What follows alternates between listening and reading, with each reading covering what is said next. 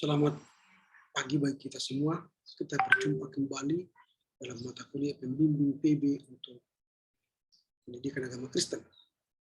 Hari ini kita akan masuk pertemuan yang ke-15 dan sekaligus pertemuan yang ke-16 sebagai kuliah pengganti dari perkuliahan kita sebelumnya. Sehingga dalam perkuliahan kita hari ini kita akan membahas dua topik lanjutan dari pembimbing perjanjian. Bagian yang pertama yang akan kita pelajari ialah surat pastoral dan surat pribadi Paulus kepada Timotius dan nanti kepada Titus. Dan bagian yang kedua nanti yang akan kita bahas ialah surat kepada Filemon dan Ibrani. Sekarang kita akan masuk pada bagian yang pertama, surat kepada Timotius dan kepada Titus. Seperti biasanya, bahwa penulis dari kitab 1 Timotius adalah Paulus sendiri. Walau banyak perdebatan soal kebenarannya, karena dia sudah masuk bagian daripada surat-surat pastoral. Dan doktrin, tema yang akan dibahas dalam surat 1 Timotius ini adalah doktrin yang benar dan kesalehan. Diperkirakan ditulis tahun 65 Masehi.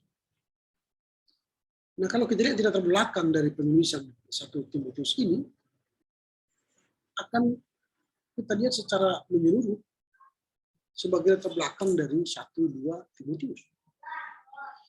Biasanya kedua surat ini ditambah dengan surat Titus adalah dikenal dengan sebagai surat-surat pastoral atau penggembalaan. Pastoral atau penggembalaan tidak konotasi negatif ya.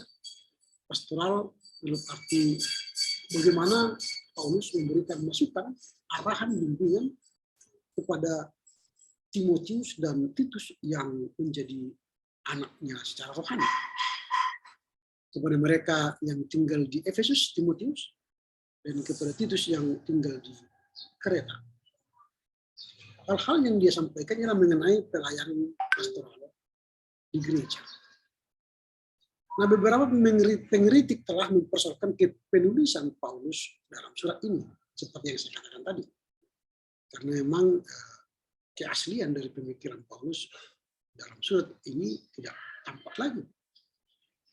Namun gereja mula-mula dengan tegas menempatkan surat-surat Paulus ini sebagai Paulus asli, ya, artinya ditulis oleh Paulus secara asli.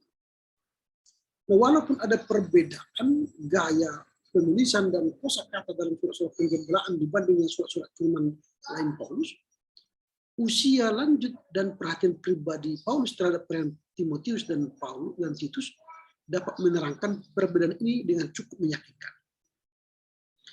Penulis 1 Timotius sudah peristiwa yang tercantum dalam pasal terakhir kisah para rasul, hukuman penjara yang pertama kali dialami Paulus di Roma, rupanya berakhir dengan kebebasan. Setelah itu, menurut keterangan Clement dari Roma dan kanon Muratoria, Paulus meninggalkan Roma menuju ke arah barat Spanyol dan di sana melaksanakan pelayanan yang sudah lama dicita-citakan. Nah, berdasarkan data dalam surat penggembalaan ini, Paulus kemudian kembali ke daerah Laut Aegea untuk pelayanan selanjutnya. Sementara itu, sekitar tahun 64-65 Masehi, Paulus menugaskan Timotius sebagai wakil rasuli untuk melayani di Efesus dan Titus di Kreta.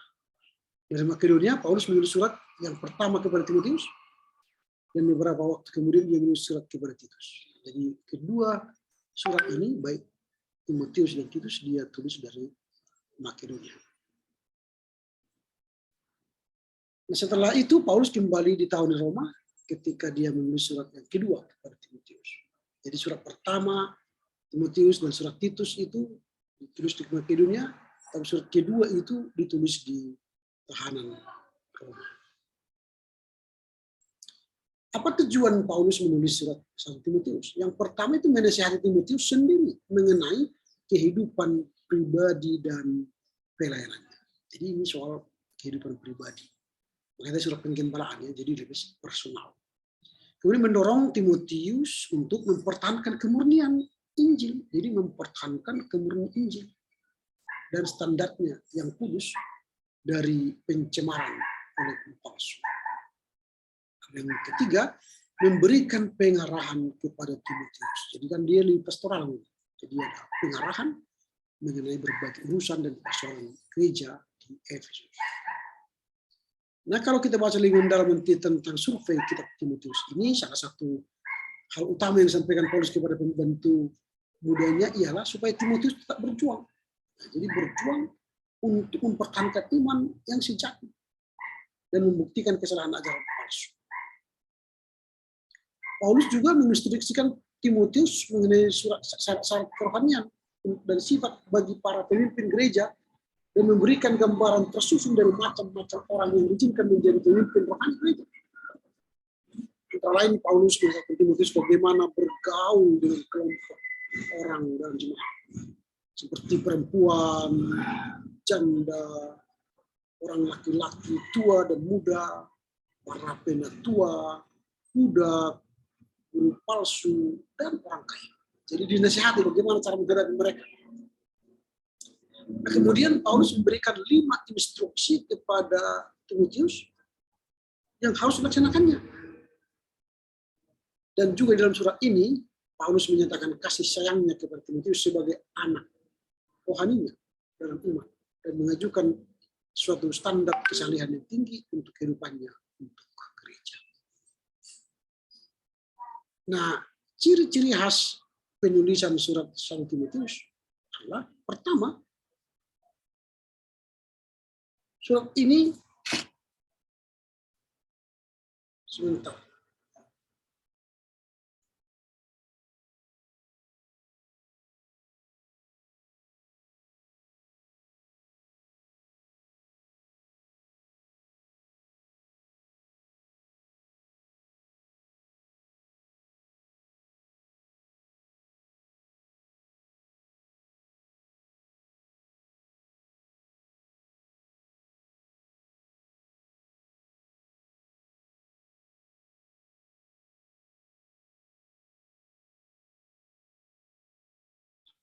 Apa ciri dari kitab 1 Timotius ini? Ada 4 ciri dari surat Timotius ini. Yang pertama itu surat itu dilamatkan langsung kepada Timotius sebagai wakil Paulus. Yang kedua, bersama dengan surat 2 Timotius, maka lebih dari surat PB lainnya, surat ini menekankan tanggung jawab pendeta. Untuk apa? Memelihara Injil agar tetap murni dan bebas dari ajaran palsu yang akan melemahkan kuasanya untuk menyelamatkan. Itu yang kedua cirinya. Yang ketiga, menekankan nilai unggul dari Injil. Ini yang ketiga. Dan yang keempat, memberikan pedoman yang paling lengkap dalam PB mengenai bagaimana seorang gembala harus berhubungan dengan secara patut, baik kepada pria, wanita, kepada janda, kelompok usia, dan lain sebagainya. Inilah ciri daripada 1 Timotius. Garis-garis besar penulisan Timotius ini, 1 Timotius ini, setelah didahului dengan pendahuluan 1 Timotius 1 ayat 1 sampai 20, maka Paulus berbicara tentang pengarahan tentang pelayanan gereja. Jadi pengarahan tentang pelayanan gereja. Pentingnya berdoa, perilaku wanita yang sopan, syarat hati, syarat bagi jemaat, baik secara pribadi, tidak bercacat, tidak menahan diri, bijaksana, sopan, suka memberi tumpangan, cakap mengajar, bukan peminum, bukan pemarah, peramah, pendamai, bukan hamba uang, mempunyai nama baik, jangan orang baru bertobat. Itu secara pribadi. Ini syarat untuk menjadi penilik jemaat itu secara pribadi. Kemudian secara keluarga, berarti suami dari satu orang istri, kepala keluarga yang baik, disegani dan dihormati oleh anak-anaknya. Itu syarat dari penetua. Kemudian syarat diaken. Syarat diaken secara pribadi apa? Orang yang terhormat jangan bercabang lidah, jangan penggemar anggur, jangan serakah, orang yang melihara rahasia dan iman, diuji dan tak bercacat, dan secara keluarga dia harus suami dari satu orang istri, istri adalah orang terhormat mengurus anak dengan keluarga dengan baik. Kemudian alasan gereja memerlukan secara tinggi bagi pemimpin. Itu bagian pertama, pengarahan bagi pelayanan gereja. Jadi ini untuk pelayanan gereja bagian yang pertama dari pasal 1, dari 1 Timotius 2 ayat 1 sampai pasal 4 ayat 5. Kemudian bagian yang kedua dari pengarahan Paulus di Timotius ini adalah tentang pelayanan Timotius. Maka dia berbicara kehidupan pribadinya, pribadi Timotius ini ya. Kemudian hubungan dengan orang-orang dalam gereja. Orang tua dan muda, perempuan tua dan perempuan muda, janda-janda, penatua dan calon penatua, budak-budak, guru palsu dan orang-orang kaya. Nah setelah itu baru dia buat penutup. Itulah untuk 1 Timotius. Nah sekarang kita lanjutkan kepada surat yang kedua kepada Timotius. Ini yang ditulis dari penjara tadi. Pertama dari Makedonia, yang kedua ditulis oleh Paulus dari penjara. Nah apa yang hendak ditekankan oleh Paulus pada suratnya yang kedua ini kepada Timotius? Masih ditulis oleh Timotius ya, ditulis oleh Paulus ya, dengan tema bertekun dalam ketabahan, bertekun dengan ketabahan. Ditulis sekitar tahun 67. Nah, latar belakangnya inilah surat terakhir Paulus. Pada saat dia menulis surat ini dia di Roma ya. Kaisar Nero sedang berusaha untuk menghentikan perkembangan kekristenan Roma dengan penganiayaan yang bengis terhadap orang percaya. Paulus sekali lagi menjadi tahanan negara di mana? Di Roma. Dari sinilah dia menulis surat kepada Paulus ya, Timotius yang kedua. Dia menderita kekurangan sebagai seorang penjahat biasa, ditinggalkan oleh kebanyakan sahabatnya dan sadar bahwa pelayanannya sudah berakhir dan kematiannya sudah dekat. Untuk pembahasan yang lebih lanjut mengenai latar belakang kepenulisan, Paulus menulis surat kepada Timotius sebagai anakku yang kekasih dan teman sekerja yang setia. Nah, artinya hubungan yang erat serta kepercayaan terhadap Timotius dilihat dalam halnya Paulus menyebutkan Timotius itu terlibat dalam mengirimkan 6 buah surat kehidupan Timotius dengan Paulus dalam tahanan yang pertama. Dan kedua surat pribadinya kepada Timotius ini. Nah, ketika Paulus mengirimkan surat kedua ini, Timotius masih berada di Efesus. Lalu mengapa Paulus menuliskan kali kedua surat kepada Timotius? Yang pertama, kita lihat bahwa Timotius adalah pemalu. Karenanya dia butuh menolong supaya dia tidak pemalu, tapi pemberani menghadapi kesukaran, kemudian kemungkinan penganiayaan berat di luar gereja dan adanya guru-guru palsu di dalam gereja. Sehingga Paulus bertanggung jawab untuk memberi semangat melawan guru-guru palsu, lalu mengalami penganiayaan. Nah, Paulus menasihatkan Timotius agar dia memelihara Injil dan bertahan firman Allah, menanggung kesukaran dan melaksanakan tugas-tugasnya. Nah, kalau kita dalami nanti surat Paulus kepada 2 Timotius ini, maka kita akan melihat bahwa Paulus meyakinkan Timotius tentang kasih dan doanya yang tetap sambil mendorong dia untuk tetap setia dan tanpa kompromi terhadap Injil. Dia disuruh oleh Paulus untuk memelihara kebenaran dengan tekun dan mengikuti teladan Paulus. Kemudian Paulus menugaskan anak rohnya untuk tetap memelihara iman dan mempercayakan kebenarannya kepada orang-orang lain yang dapat dipercaya untuk mengajarkan kepada orang lain. Kemudian Paulus juga menasihati gembala yang muda itu, artinya Timotius, untuk mampu menanggung kesukaran seperti prajurit yang baik, melayani Allah dengan rajin, memberitakan firman kebenaran dengan tepat, memisahkan diri dengan mereka yang meninggalkan kebenaran rasuli, memelihara kemurniannya dan bekerja sama dengan tekun sebagai guru. Nah, dalam pasal berikutnya Paulus mengingatkan Timotius bahwa kejahatan dan kemurtadan akan meningkat. Tapi Timotius harus tetap setia kepada iman yang diwarisinya kepada Allah. Dalam pasal terakhir Paulus menugaskan Timotius untuk memberitakan firman serta melaksanakan semua tugas pelayanannya. kepada Timotius. Paulus menutup surat ini memberitakan Timotius tentang keadaan dirinya pada saat dia menghadapi kematian, sambil memohon Timotius datang dengan cepat. Jadi sebelum Paulus mati, dia minta Timotius datang ke Roma melihat dia. Ada beberapa ciri surat 2 Timotius ini. Yang pertama, surat ini berisi perkataan terakhir Paulus. Perkataan terakhir Paulus kepada Timotius sebelum dia dihukum mati oleh Kaisar Nero di Roma. Kemudian surat ini berisi pernyataan paling terang, ya, pernyataan paling terang dalam Alkitab mengenai apa? Mengenai pengilhaman dan tujuan ilahi Alkitab.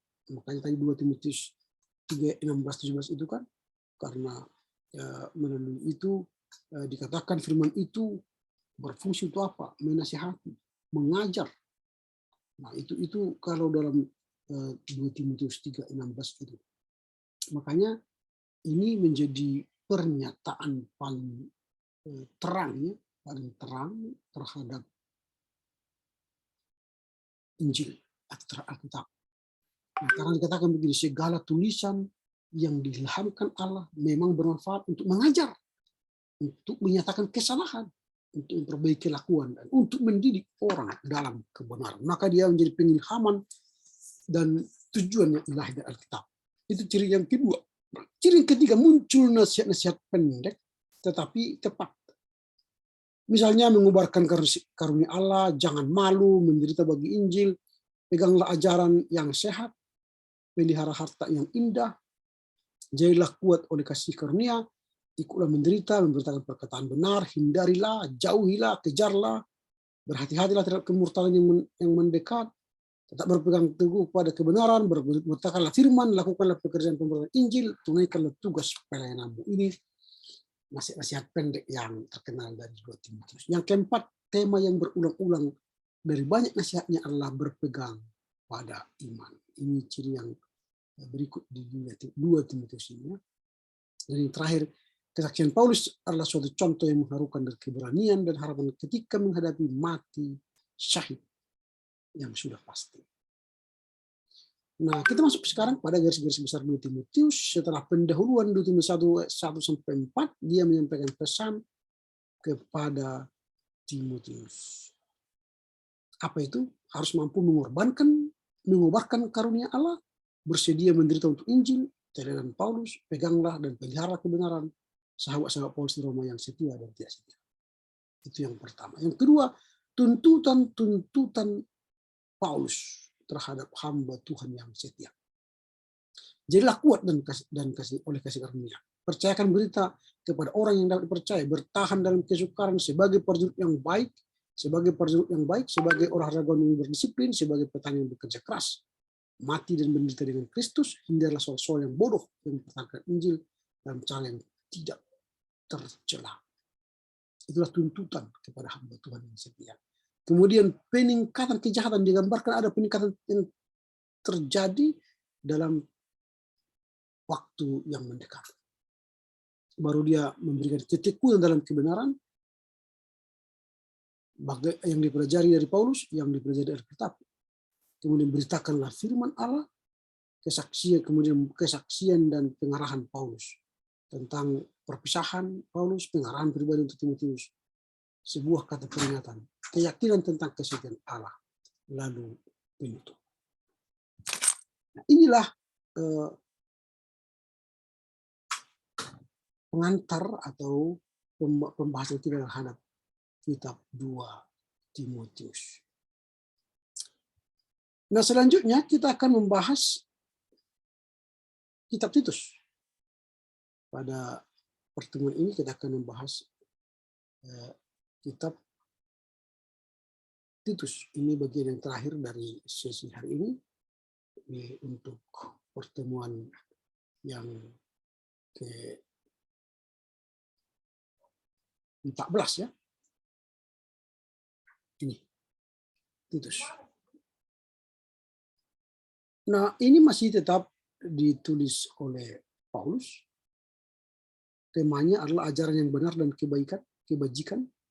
Ditulis sekitar tahun 65 sampai 66. Mengapa Paulus menulis surat kepada Titus? Nah, seperti halnya 1-2 Timotius, Titus adalah surat pribadi dari Paulus kepada seorang pembantu mudanya. Nah, sering disebut dengan surat penggembalaan karena membahas masalah yang berkaitan dengan peraturan gereja dan pelayanannya. Nah, Titus seorang yang bertobat bukan Yahudi, menjadi pendamping dekat Paulus dalam pelayanan perasulinya. Walaupun namanya tidak disebutkan dalam kisah para rasul, ini mungkin karena Lukas saudara daripada Titus, berhubungan erat dengan Paulus ditunjukkan dengan disebutnya Titus sebanyak 13 kali dalam surat-surat Paulus. Artinya Titus itu mendapat perhatian yang penting bagi hidup Paulus karena dia menyebutkan nama Titus di surat-suratnya 13 kali. Kemudian Titus itu adalah orang yang bertobat dalam pelayanan Paulus dan anak rohaninya. Dia bukan orang Yahudi ya. Dan seperti Timotius menjadi teman sekerja Paulus yang terpercaya dalam pelayanannya.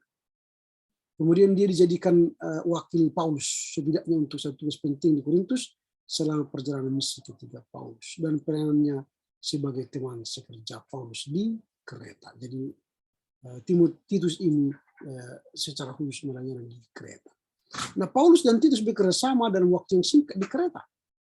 Kreta itu barat daya Asia Kecil di Laut Tengah antara pemenjaraan Paulus yang pertama dengan yang kedua. Nah, Paulus menugaskan Titus untuk melanjutkan pelayanan di antara orang Kreta, sedangkan dia sendiri melanjutkan pelayanan di Makedonia. Makanya nanti Paulus menulis surat ini kepada Titus itu dari Makedonia. Tidak lama sesudah peristiwa itu, Paulus menulis surat ini kepada Titus, menginstruksikan untuk menyelesaikan pekerjaan yang telah mereka awali bersama di Kreta maksudnya. Nah, surat ini dititipkan kepada Zenas dan Apolos yang akan melewati Kreta. Dalam surat ini Paulus menyampaikan rencana untuk mengirim Artemas dan Tychicus dengan segera untuk menggantikan Titus. Karena setelah itu Titus harus ikut serta dengan Paulus ke Nikopolis, Yunani, tempat yang direncanakan menjadi tempat tinggal Paulus selama musim dingin. Nah, kita mengetahui bahwa rencana ini terlaksana karena Paulus kemudian menugaskan Titus di Dalmatia atau Yugoslavia sebelum pecah. Mengapa Paulus menulis surat ini kepada Titus? Tentu ada tujuan. Pertama, untuk menata apa yang ditinggalkan Paulus di Kreta, sehingga jemaat itu akan tertata dengan baik, termasuk penetapan penetua. Kemudian membantu jemaat tumbuh dalam iman, pengetahuan dan kebenaran dan kesalehan. Itu tujuannya. Dia menulis ini surat kepada Titus supaya jemaat itu bertumbuh dalam iman, pengetahuan, kebenaran dan kesalehan, dan membungkam guru-guru palsu.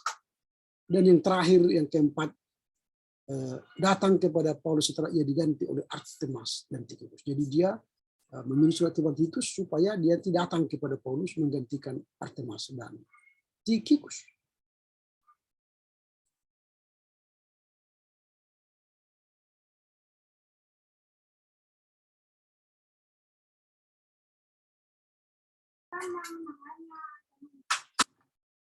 Nah, kalau kita lebih mendalam surat Titus ini, Paulus membahas 4 pokok utama dalam surat ini.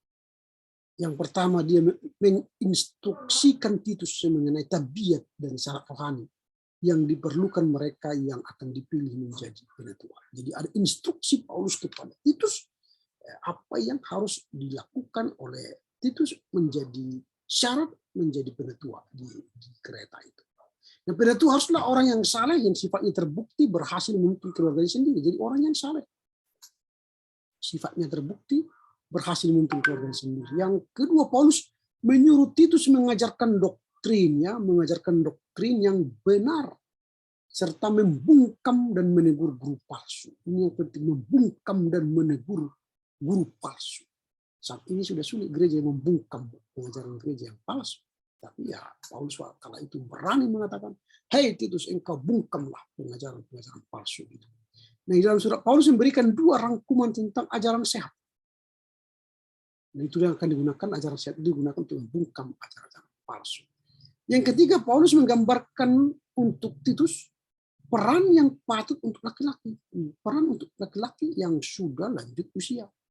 Wanita yang sudah tua, wanita yang masih muda, para pemuda dan para pemuda.